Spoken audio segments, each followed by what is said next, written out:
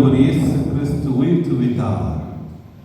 வெற்றி வீரராக ராஜாதி ராஜன் தேவாதி தேவன் இதோ நம்முடைய மீட்புக்காக, நம்முடைய இரட்சிப்புக்காக சாவை வென்று, பாவத்தை வென்று, சாத்தானை வென்று இதோ வெற்றி வீரராக நம் மத்தியிலே உயிர்த்தெழுந்திருக்கின்றார்.